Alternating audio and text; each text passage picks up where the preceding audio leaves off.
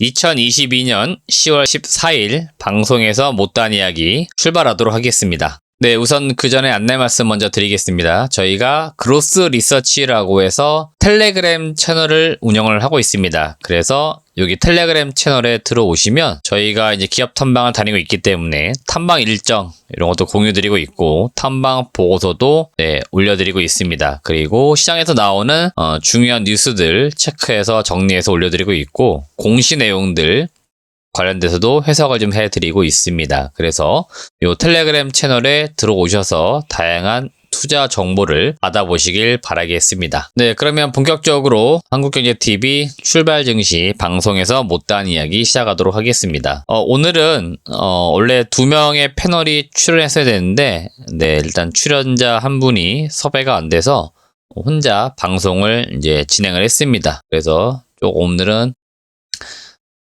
말을 좀 많이 했다 이렇게 보시면 되겠고요. 중요한 체크포인트 3가지 정리해서 말씀을 드리겠습니다. 일단 미국 에너지부가 한국의 현대차, 그 다음에 국내 배터리 3사 언론에 나오고 있지 않은데요. 지금 보니까 포스코 케미칼을 비롯한 일부 소재 업체까지도 방문한 것으로 보이고요. 산업통상자원부 관계자들까지도 만난 것으로 전해지고 있습니다. 그래서 미국의 정부 당국자들이 지금 실무진들이 국내 2차 전지와 관련된 또는 완성차 업체들 방문하고 있는 이유가 있습니다. 일단 인플레이션 감축법 A 법안과 관련돼서 우리나라 어떤 기업들, 국가의 입장을 좀 듣기 위해서 온 것으로 보입니다. 그래서 방문한 것으로 보이고요. 현대차 같은 경우에 10월 13일자로 보도기사가 나왔는데 그 미국 조지아주에 공장 짓는 것들 이건 이미 5월달에 발표를 하기로 했는데 좀 연기가 된다 이런 이슈가 일부 있었는데 예정대로 공장 착공에 들어가는 것으로 보입니다. 이번 달 25일부터 공장을 짓기 시작하는 것으로 보이는데 그 완공 시점이 2025년입니다. 그래서 지금 이 A 법안 내용으로 봤을 때는 2년간 보조금 혜택을 못 받을 것으로 보여요. 그러다 보니 현대차 같은 경우에는 이런 내용들을 조금 이야기하면서 A 적용을 좀 유예시켜달라 이렇게 입장을 전한 것으로 보이고요. 국내 배터리 업체들도 지금 상황은 마찬가지입니다. 지금 배터리를 만들기 위한 중요 소재들 이런 것들 대부분 지금 잘 보시면 중국에 대한 의존도가 상당히 높습니다. 중국의 재련 시설 의존도를 보시면 리튬이 58%, 코발트가 64%, 흑연이 70입니다. 그래서 대부분 지금 중국에 많이 의존하다 보니까 기준치를 지금 충족을 못 시키고 있는 겁니다. 그러면 역시나 국내 배터리 3사가 만든 이 배터리를 탑재한 전기차는 역시나 보조금 혜택을 못 받게 되는 이제 그런 상황들이 오게 되면 전반적으로 우리나라 완성차 업체, 배터리 업체들, 소재 업체들 피해를 볼 수밖에 없습니다. 그래서 이런 입장을 좀 충분히 이야기한 것으로 보입니다. 향후에 미국 재무부에서 이런 구체적인 어떤 내용을 담아서 시행령을 이제 만들어서 올해 연내라고 해봤자 이제 2달 남았습니다. 공개할 예정이라고 하니까 여기에서 과연 얼마나 우리의 입장이 좀 대변돼서 시행령이 만들어질지 한 번씩 살펴보시길 바라겠고요. 단기적으로 분명히 충격을 줄 만한 요인들인데 제가 볼 때는 사실은 이 법안 투자 촉진법이기 때문에 우리나라 기업들의 입장에서만 놓고 보면은 빨리빨리 미국에 지금 공장을 짓기 위해서 움직이는 게 좋습니다. 지금 일부 기업들이 단계를 보시면은 부지 검토 이 정도 단계에 많이들 와 있는데 빨리빨리 결정한 다음에 공장을 좀 빠르게 지어서 결국 미국산 제가 몇 번 말씀드렸는데 이 제품들이 나오는 수밖에 없어요. 미국이 원하는 거는 지금 제조업을 회귀를 시키는 겁니다. 그렇기 때문에 우리나라 배터리 업체들 지금 공장을 많이 지을 거고 앞으로도 더 지을 예정인데 미국에 지을 거라면 빨리빨리 결정을 내려서 좀 행동으로 옮기는 게 사실은 현실적으로 가장 좋다 이런 의견을 드리도록 하겠습니다. 근데 두 번째 이슈는 오늘 얘기를 안 할 수가 없었습니다. 미국 시각으로 13일 지수가 나왔는데요. 전년 동월 대비 8.2% 기록을 했습니다. 시장에서 예상하고 있는 거는 8.1 정도였는데 역시나 예상치보다 상회하는 수치가 나왔고요. 에너지 가격은 좀 빠졌습니다. 유가가 빠지면서 좀 빠졌는데 대부분의 서비스, 교통 서비스, 의료, 그 다음에 주거비, 식료품, 신차 이런 거 대부분 다 올랐어요. 그러다 보니까 여전히 높게 유지가 되고 있습니다. 이 이야기는 결국 금리를 계속해서 고강도로 올릴 수밖에 없다. 이걸 의미하긴 합니다. 그래서 어제 미국, 특히 나스닥 같은 경우에 장중에 3% 이상 하락 마감을 하는 것처럼 보였지만 11시를 기점으로 해서 주가가 또 급반등을 또 시작을 했습니다. 그래서 대략 한 5% 정도의 변동폭을 보인 하루가 어제였다 이렇게 보시면 되겠고요. 여기 페드워치라고 그냥 네이버 이런 데 검색 한번 해보세요. 그러면은 여기 이미 페드워치에 지금 시장에서 예상하고 있는 금리 인상폭 요 확률들이 지금 나오고 있는데 대략 75 인상의 확률이 97% 이상 올라가고 있습니다. 전날까지만 하더라도 대략 확률이 한 84, 85 이 정도 범주였습니다. 그러니까 시장에서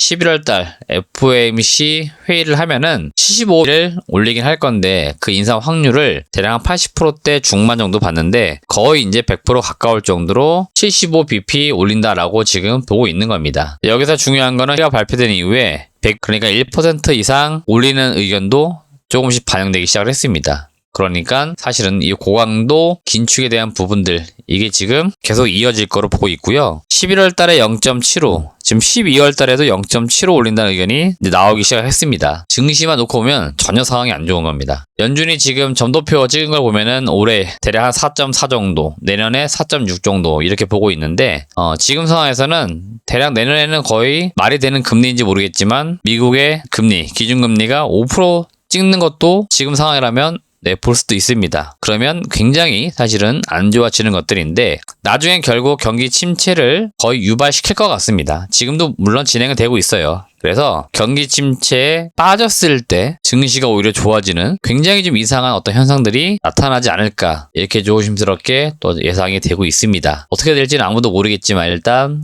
지금 상황이 이렇게 가고 있다. 여러분들 이렇게 이해하시면 되겠고 다음 달에 미국 회의에서는 0.75 올린다. 이렇게 여러분들은 그냥 기정사실로 받아들이시면 될 것 같습니다. 세 번째 체크포인트는 시간의 특징주인데요.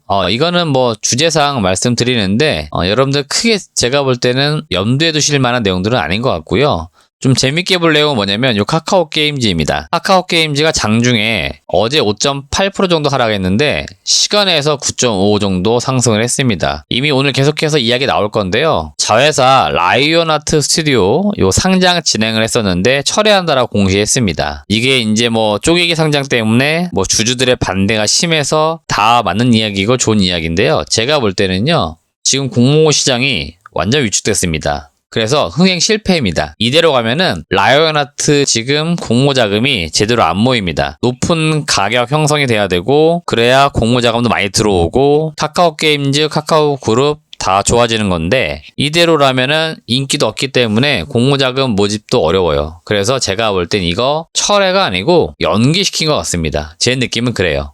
그래서 향후에 카카오 게임즈 자회사 라이온하트 스튜디오 상장 이슈는 또다시 불거질 수 있다. 여러분들 이렇게 보셔야 됩니다. 그래서 오늘 혹시라도 주가가 급등을 하고 있던데 이거를 뭐 바닥이라고 생각하시고 접근하시면 안 된다. 이런 말씀 드리겠고요. 지금 펀더멘탈도 안 좋은 상황입니다. 게임 순위가 계속 밀리고 있어요. 실적이 안 나온다는 이야기입니다. 계속. 그래서 신작 게임 다른 게 좀 대작이 나올 때까지는 좀 기다려야 된다. 이렇게 말씀을 좀 드리겠습니다. 나머지 사실 이런 기업들 뭐 첨단 소재 이건 좀 오타가 났는데요. 화일약품 이런 기업들 다 테마성으로 오른 거라서 주의해야 된다 말씀드리겠고요. 첨단 소재 오늘도 급등하고 있는데요. 이 회사 최대주 지분율이 7%입니다. 제가 좋은 기업 발굴하는 것들 노력하는 것도 있지만 안 좋은 기업은 정말 안 좋다라고 어떨 때는 제가 이렇게 표현하면 그렇지만 쓰레기 기업이라고 말씀드리는 기업들도 있습니다. 이런 기업들이 그럴 가능성이 높은 기업입니다. 최대 주주 지분율이 7%밖에 안 돼요. 요거 제가 볼 때 이슈몰이하고 주가 급등한 다음에 팔고 언제든지 나갈 수 있는 지분입니다. 그래서 이런 기업들 투자를 하면 안 된다. 그 말씀을 좀 꼭 드리고 싶습니다. 이런 비슷한 케이스 굉장히 많이 있습니다. 그래서 이런 기업들은 여러분들 절대로 투자하지 않으셨으면 좋겠습니다. 하락 기업들은 대체로 이런 기업들이 있었는데요. 특별한 어떤 이슈는 없는 것 같고요. 역시나 이 기업 좀 제가 볼 땐 주의를 해야 될 것 같아요. 이런 기업들. 이노룰스는 신규 상장한 기업인 것 같습니다. 그래서 변동성 때문에 하락한 것으로 보이기 때문에 신규 상장 기업들이야 늘 상장하고 나서 한두 달 정도 변동이 있다 이렇게 보시면 되겠습니다. 오늘 공략주는 진성TC 좀 말씀을 드렸는데 이 기업은 제가 여러 차례 방송에서 많이 언급했던 기업이에요. 하부 주행체 무한 궤도라고 해서 여러분들 그 굴삭기라든지 또는 뭐 전차 같은 거 보시면 밑에 그 궤도 이거의 부품을 만드는 업체입니다. 롤러, 아이들러 이런 제품들을 만들고 있고요. 이 기업이 사실 좋은 게 뭐냐면 글로벌 그 중장비 업체 대략 1위부터 10위까지 대부분의 기업과 거래를 합니다. 특히 전 세계 1위 기업인 캐터필라의 매출 비중이 60% 이상입니다. 그래서 최근에 러시아 우크라이나 전쟁이 끝나고 나면 분명히 재건 사업이 들어갈 거고 거기에 굴삭기라든지 많은 중장비가 들어갈 텐데 그때 어느 나라 제품이 과연 들어갈 것이냐 이걸 생각해보면 제가 볼 땐 캐터필라, 히타치, 우리나라 같은 경우에는 뭐 두산 인프라코어, 두산 마켓, 현대건설기계 이런 장비들이 들어갈 것 같습니다. 그러면 그 하부 주행체를 공급하는 진성씨가 상당히 수혜를 볼 가능성은 있겠다. 이렇게 여러분들 보시면 좋겠습니다. 그래서 이 회사는 그런 식으로 좀 접근해보자 이런 말씀 드리겠습니다. 제가 공장 증설하는 기업들을 좋아하는데 올해 그 태국 공장을 짓고 있습니다. 그래서 생산 캐파가 올해 한 4,500억에서 내년도 한 6,500억으로 2,000억이 늘어납니다. 그래서 더 만들 수 있는 수량이 늘어난다 이렇게 보시면 되니까 매출이 자연스럽게 늘어날 것으로 보이고요. 연료 전지 사업도 지금 한 5년, 6년째 진행을 하고 있습니다. 이쪽도 보니까 성장 꾸준히 하고 있어요. 그래서 제가 볼 때 이런 신규 사업도 반드시 주목해 보시길 바라겠습니다. 요새 밸류에이션 제가 얘기 드리는데 정말 민망할 정도로 싼 기업이 굉장히 많아요. 근데 요새 싸다 올라가는 게 아니기 때문에 민망하다고 말씀드린 건데요. 일단 5배이고요. 올해 영업이익이 350억인데 시가총액은 지금 2,000억이 안 됩니다. 그러니까 굉장히 주가는 좀 싸게 거래되고 있다. 이렇게 보시면서 또 한 번씩 관심을 가져보시길 바라겠습니다. 네, 이상으로 오늘 방송에서 못다한 이야기 내용 마무리 짓도록 하겠습니다. 좀 시장이 반등하기를 정말 간절히 기대해 보면서 방송을 마치도록 하겠습니다. 시청해주신 여러분 고맙습니다.